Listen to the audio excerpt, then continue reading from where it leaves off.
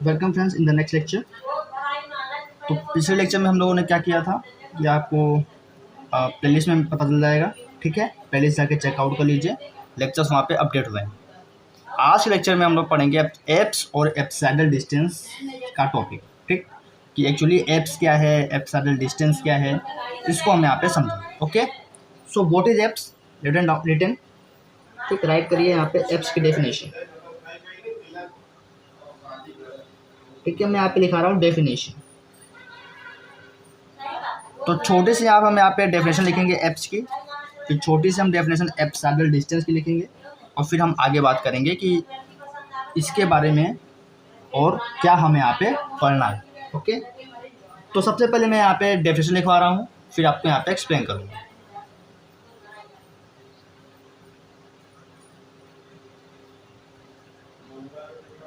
A point on the central orbit.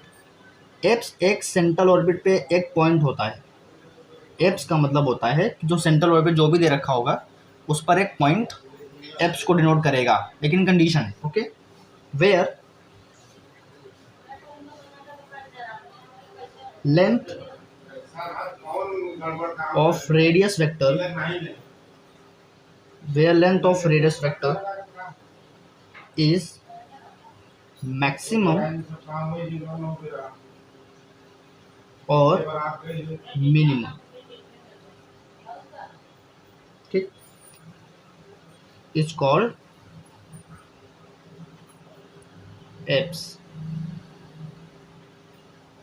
Central orbit का एक ऐसा पॉइंट या सेंट्रल ऑर्बिट पर एक ऐसा पॉइंट जहाँ पे रेडियस वेक्टर की जो लेंथ है या तो वो मैक्सिमम होनी चाहिए या तो वो मिनिमम होनी चाहिए, ठीक। और यहाँ पे कंडीशन है कि D R by d theta 0 के बराबर होना चाहिए, D R by d theta यहाँ पे 0 के बराबर होना चाहिए, क्योंकि मैक्सिमम और मिनिमम की बात हो रही है, ठीक। किसकी? लेंथ ऑफ रेडियस वेक्टर की। तो जब आप उसका रेडियस वेक्टर का जब आप थीटा रेस में डिफरेंशिएशन करेंगे तो वो 0 आना चाहिए, ठीक। This is important. कैसे हो रहा है ये, एक यहाँ पे डायग्राम बनाते हैं तो आपको समझ में आएगा, ओके। सपोज करिए कि आपके पास जो सेंट्रल ऑर्बिट है वो एक इलिप्स है, ठीक। सपोज करिए कि आपके पास जो सेंट्रल ऑर्बिट है वो एक इलिप्स है। तो अगर मैं यहाँ पे इलिप्स बनाऊं,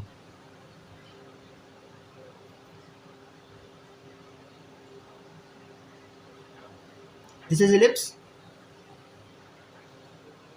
and suppose this is O point,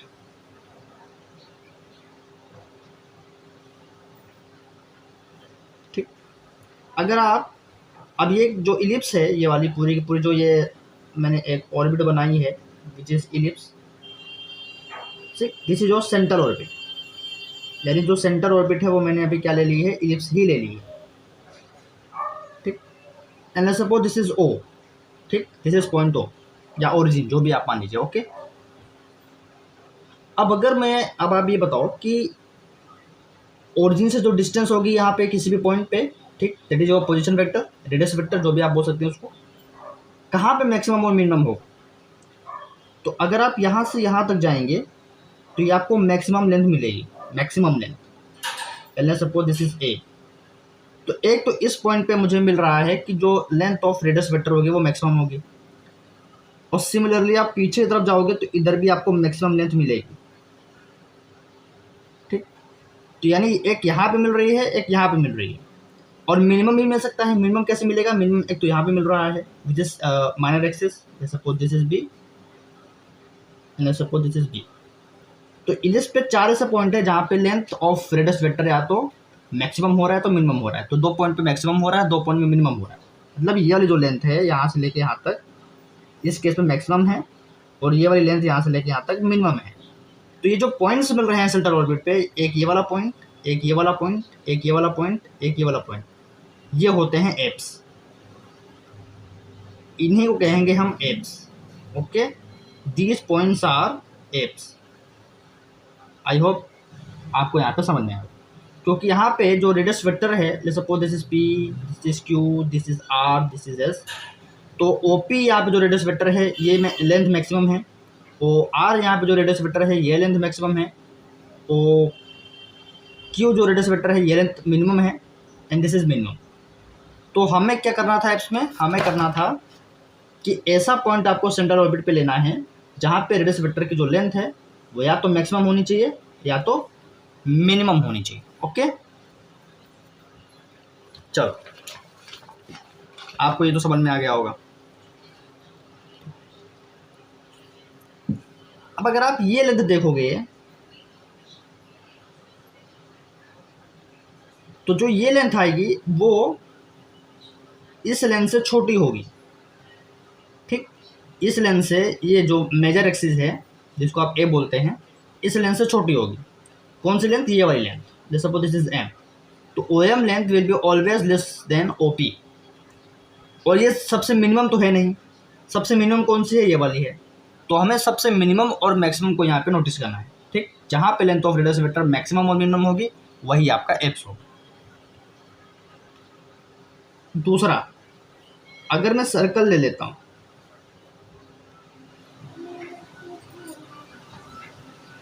this is circle, let's suppose this is O. अब ये वाली लेंथ देखो, ये वाली लेंथ देखो, ये वाली लेंथ देखो और ये वाली लेंथ देखो। हालांकि ये क्या है? रेडियस आर है, रेडियस आर है, रेडियस आर है, रेडियस आर है। मतलब यही एकमात्र ऐसी लेंथ है जो बड़ी होगी, बाकी यहाँ पे जो लेंथ होगी वो छोटी होगी, रेडियस मतलब बराबर ही होगी। ठीक, ये वाली लेंथ भी बराबर होगी, ये वाली लेंथ भी बराबर होगी। मतलब आपको सर्कल पे, अगर सर्कल को आप सेंट्रल ऑर्बिट कहना चाह रहे हैं, ठीक, सर्कल को आप सेंट्रल ऑर्बिट कहना चाह रहे हैं, तो वहाँ पे आपको इनफाइनाइट पॉइंट्स मिल सकते हैं एप्स के। ठीक, इनफाइनाइट पॉइंट मिल सकते हैं एप्स के। समझ में आ रहा है? क्योंकि यहाँ पे जैसे आप एक ये नया बनाओगे तो ये भी आपका एप्स पॉइंट मिल सकता है, ये भी आपका एप्स कहलाएगा, क्योंकि सेम लेंथ है ना, सेम लेंथ है, कोई यहाँ पे मैक्सिमम नहीं हो रहा है, सारे रेडियस बराबर ही होंगे। ठीक, तो यहाँ पे इनफाइनाइट पॉइंट्स मिलेंगे जिसे हम यहाँ पे एप्स बोलेंगे। ठीक, तो सर्कल के लिए एप्स कितने हैं? बहुत ज़्यादा है। इलिप्स के लिए एप्स कितने दिख रहे हैं आपको? 4। इलिप्स के लिए एप्स कितने दिख रहे हैं? मिल रहे हैं आपको 4। Okay, so this is apps. Apps मतलब सेंट्रल ऑर्बिट पे एक पॉइंट जहाँ पे लेंथ मैक्सिमम होनी चाहिए, मिनिमम होनी चाहिए, बस सिंपल, और कुछ नहीं है। Okay, apsidal distance.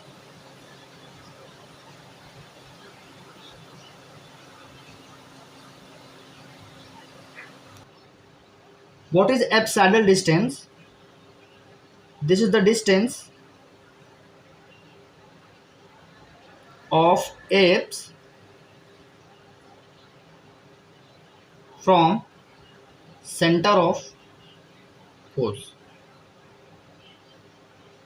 ठीक, this is the distance of apse from center of force. So distance of apse from center of force is called apsidal distance. ठीक, इस तरीके से आप लिख सकते हैं। मतलब ये कह रहा है कि मैं जो ये लिखा है अभी मैंने, इसको मैं आपको यहाँ पे दिखाता हूँ, इसी पॉइंट पे बता देता हूँ। ये पॉइंट्स आपके एप्स है, P, Q, R, S। ये पॉइंट्स आपके एप्स कहला रहे थे सेंटर ऑर्बिट पे। लेकिन अगर ये आपका सेंटर ऑफ फोर्स है, ओ पॉइंट को अगर मैं सेंटर ऑफ फोर्स बोल दूँ, क्योंकि सेंट्रल ऑर्बिट आप पढ़ रहे हैं, अगर मैं ओ को सेंटर ऑफ फोर्स कर दूँ तो यहाँ से लेके यहाँ तक की जो डिस्टेंस है ये कहलाएगी एप्साइडल डिस्टेंस। तो मैं इसी डायग्राम में आपको बता दे रहा हूँ, ये वाली डिस्टेंस भी आपकी क्या कहलाएगी? Apsidal distance. ठीक, तो एग्जाम्पल के रूप में आप लिख सकते हो। मतलब आप फिर से एग्जाम्पल लिखेगा इस वाले टॉपिक में, एग्जाम्पल इलिप्स का ले लेना और सेम डायग्राम जो आपको बनाया है वो बनाना, और ये जो लेंथ है इसको आपको बोलना है एप्साइडल डिस्टेंस। ओके, तो ये होता है एप्साइडल डिस्टेंस। ठीक, तो कहने का मतलब ये है कि अगर आपके पास एक इलिप्स सेंट्रल ऑर्बिट है तो ये वाला पॉइंट, ये वाला पॉइंट, ये वाला पॉइंट, ये तो एप्स कहलाएंगे, बट ये जो डिस्टेंस है ये कहलाएगी एप्साइडल डिस्टेंस। ठीक, बहुत आसान चीज़ है ये, बहुत कॉम्प्लिकेटेड चीज़ नहीं है, बस आपको समझना है कि एक्चुअली हो क्या है। ठीक, पॉइंट और डिस्टेंस ही होते हैं एप्स और एप्साइडल डिस्टेंस। ओके, चलो आगे बढ़ते हैं। नाउ कुछ और चीज़ें बताते हैं आपको इंटरेस्टिंग। अगर आपके पास एक एप्स पॉइंट है तो आप जाओ डेफिनेशन में, मैंने क्या लिखवाया है कि जब एप्स पॉइंट आपके पास होगा तो dr बाई डी थीटा 0 के बराबर होगा। ये आपको याद कर लेना, एप्स पॉइंट पे dr अपॉन डी थीटा 0 होगा। Since u is equal to 1/r, u 1/r होता है। ओके, u क्या होता है? 1/r होता है। तो अगर मैं यहाँ से du बाई डी थीटा निकालूँ तो क्या आएगा? इसका थीटा के रेस्पेक्ट में डिफरेंशिएशन विच इज माइनस का 1/r square dr by d theta. ठीक, अब u is equal to 1/r होता है और एप्स पॉइंट पे ये गिवन है। ठीक, this is given, apps point पे dr अपॉन डी थीटा 0 होना ही है। ठीक है, जहाँ पे एप्स पॉइंट होगा वहाँ पे dr बाई डी थीटा 0 बराबर होगा। ठीक है, क्योंकि आप यहाँ पे क्या करोगे, टेंजेंट ड्रॉ कर सकते हैं, यहाँ पे टेंजेंट ड्रॉ कर सकते हैं, यहाँ पे भी आप टेंजेंट ड्रॉ कर सकते हैं और यहाँ पे भी आप टेंजेंट ड्रॉ कर सकते हैं। तो एंगल कितना बन रहा है? 90 डिग्री बन रहा है। सो dr अपॉन डी थीटा यहाँ पे 0 होना चाहिए। ओके, तो अगर ये 0 बराबर है तो अगर हमारे पास क्या होता है, u 1/r के बराबर होता है। तो अगर मैं इसको थीटा के रेस्पेक्ट में डिफरेंशिएट करूँ, इसको, तो हमें ये मिलता है।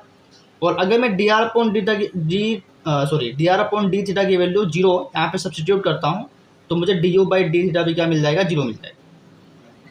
मुझे क्या मिल जाएगा? मुझे du अपॉन डी थीटा भी 0 मिल जाएगा। ओके, तो दो चीज़ें मिल गई हैं मुझे यहाँ पे कि अगर dr बाई डी थीटा 0 है तो du बाई डी थीटा भी 0 होगा। ओके, तो नोट कर लीजिए एट एप्स पॉइंट या एट एप्स, ठीक, at apse dr upon d theta 0 implies कि du बाई डी थीटा भी 0 ही होगा। क्लियर हो गया? Next, let p be any point, let p be any point on central orbit.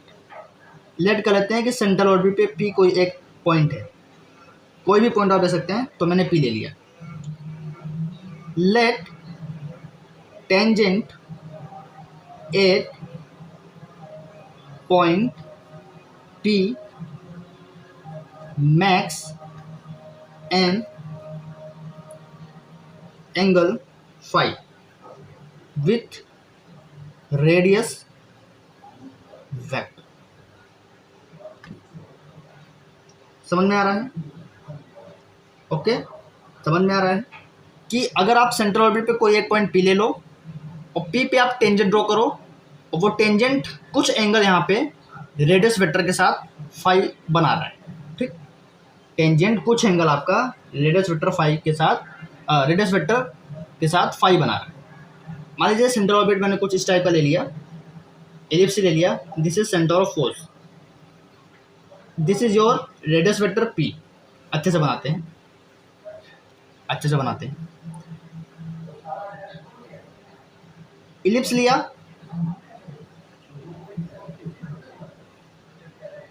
ये O ले लिया जो कि सेंटर ऑफ फोर्स ही होगा, कोई P पॉइंट लिया, P पे मैंने टेंजेंट बनाया, अच्छे से नहीं बनाया, बना लीजिएगा।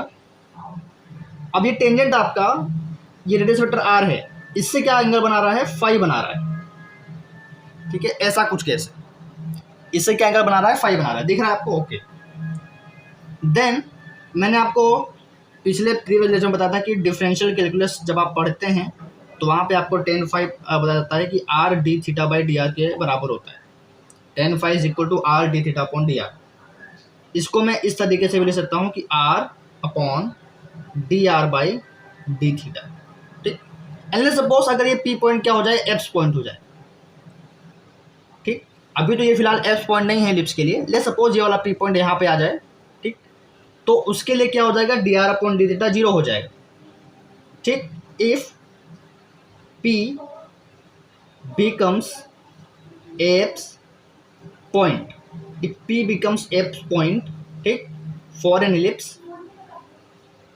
क्योंकि मैंने अभी एग्जांपल जो ऊपर डायग्राम बनाया है इलिप्स के लिए बनाया है, तो अगर एक इलिप्स के लिए जो ऊपर मैंने बनाया है p एप्स पॉइंट बन जाए तो क्या होता है? dr अपॉन डी थीटा 0 होता है, इंप्लाइज कि du बाई डी थीटा भी 0 होता है। तो अगर मैं सिर्फ इसी का यूज इसमें कर लूँ तो क्या मिल जाएगा, ten phi is equal to मिल जाएगा आर अपॉन जीरो, नीचे जीरो आ गया मतलब इनफाइनाइट,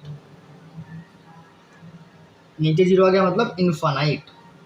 तो मुझे ये बताइए कि टेन फाई इनफाइनाइट कब होता है, टेन फाई किस एंगल पे इनफाइनाइट होता है, तो टेन फाई इनफाइनाइट होता है at phi is equal to pi by two, at phi is equal to pi by two. इसीलिए आप देखो एंगल क्या मिला है, पाई बाई टू। तो आपको एप्स पॉइंट भी कहाँ मिलेगा, वहाँ मिलेगा जहाँ से रेडियस वेक्टर का और टेंजेंट का एंगल कितना होगा, पाई बाई टू होगा। देखो मैं दिखाता हूँ आपको, यहाँ पे आपको एप्स पॉइंट मिला है, तो देखो यहाँ पे जैसे आप टेंजेंट ड्रॉ करोगे तो ये वाला एंगल पाई बाई टू, यहाँ पे आपको मिला था ये वाला एंगल पाई बाई टू, ये वाला एंगल पाई बाई टू, ये वाला एंगल पाई बाई टू, ठीक। तो मैंने निकाल के भी दिखा दिया कि एट पाई बाई टू मतलब ऐसे कंडीशन पे ही आपको एप्स पॉइंट तो मिल रहा है, ठीक, क्योंकि उसका रीज़न है, तो मैंने यहाँ पे बताया है, ठीक, मैंने यहाँ पे बताया है। ओके, तो इस तरीके से एक चीज़ मैंने आपको ये बता दी। तो आगे आप यहाँ पे लिख सकते हो, एक मिनट हम यहाँ पे पेन चेंज करते हैं। अब आप यहाँ लिख सकते हो क्या, दैट इज, जो भी मैंने बताया, that is if P is an apse point, दोबारा लिखवा रहा हूँ, लिख लीजिए, if P is an apse point, और अगर नहीं लिखना है तो मैंने समझा दिया है, if P is an apse point on a central orbit then tangent at P, then tangent at P is perpendicular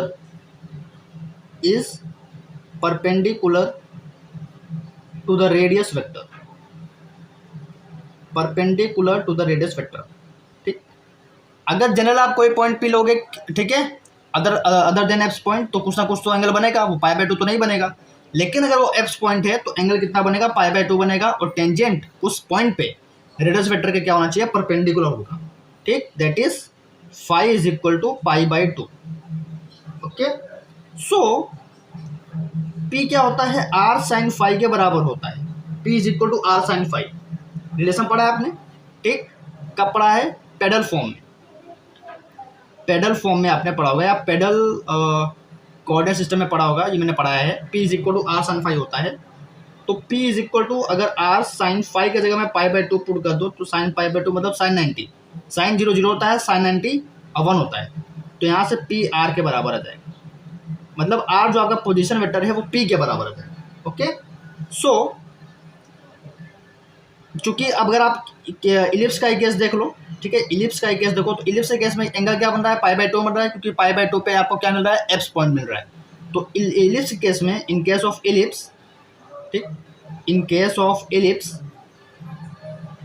अगर मैं ऐसे बनाऊं, तो ले सपोज यहाँ पे आपको क्या मिल रहा है, एक P पॉइंट मिल रहा है विच इज एप्स पॉइंट, ये आपका एप्स है, मैंने बताया है स्टार्टिंग में, और यहाँ पे एंगल कितना बन रहा है, pi upon two, pi by to, और ले सपोज दिस इज O, तो ये आपका रेडियस वेक्टर R है, ठीक, ये आपका A के बराबर होगा, क्यों, क्योंकि A आपकी क्या है, मेजर एक्सिस है, ठीक है, जो ये डिस्टेंस होती है इसे कहते हैं मेजर एक्सिस इलिप्स के लिए, तो जो पोजीशन वेक्टर है या रेडियस वेक्टर है वो आपका A के बराबर है, ठीक, और इधर क्या होता है, P बराबर माइनस A होता है, ठीक, उसका नेगेटिव होता है। तो टेंजेंट और इसके साथ एंगल कितना बना है, पाई बाई टू, वो तो बनेगा, ये बताया है मैंने, और इलिप्स के लिए P R के बराबर हो जाएगा और R A के बराबर है, मतलब इलिप्स के लिए P A के बराबर हो जाएगा, ठीक। तो अगर इलिप्स दे रखा है तो मैं P की जगह A यूज़ कर सकता हूँ, अगर वहाँ पे एप्स पॉइंट, एप्सिलॉन डिस्टेंस ऐसा कुछ यहाँ पे पूछ रखा है या कंडीशन दे रखी है। ओके, तो ये एक इंपॉर्टेंट यहाँ पे लेक्चर होगा, क्योंकि मैंने काफ़ी कुछ यहाँ पे बताया, सिर्फ एप्स और एप्सिलॉन डिस्टेंस की मैंने डेफिनेशन नहीं बताई है, बल्कि और भी बहुत कुछ बताया, ठीक है, और भी बहुत कुछ बताया है, एंगल से रिलेटेड भी बताया है कि किस, जैसे इलिप्स का केस ले लो, तो कहाँ पे एप्स पॉइंट मिलेगा, और टेंजेंट और उसका वो पाई बाई टू क्यों बन रहा है, तो उसका रीज़न मैंने बाकायदा बताया, ठीक। तो इसको देख लीजिए, आगे मिलते हैं हम लोग, आगे बात करेंगे अब एप्सिलॉन एंगल की, ठीक, एप्सिलॉन एंगल, हालांकि एप्सिलॉन एंगल यही होता है, ठीक, एप्सिलॉन एंगल भी आपका क्या होता है, यही होता है। यहाँ पे जो पाई बाई टू है ना, ये एप्सिलॉन एंगल ही है, एप्सिलॉन जो एंगल होता है वो यही टेंजेंट और ये जो पोजीशन वेक्टर है इसके बीच का एंगल होता है। तो मैंने बता तो दिया है वैसे थोड़ा बहुत, बट इसकी हम लोग यहाँ पे अगले लेक्चर्स में डेफिनेशन देख लेंगे। ठीक है। और इलिप्स के लिए एप्सिलॉन एंगल कितना है? इलिप्स के लिए एप्सिलॉन एंगल है π/2, एप्सिलॉन एंगल है π/2। तो आगे बात कर लेंगे इसको अगले लेक्चर में, तब तक के लिए भी आप इतना पढ़ लो।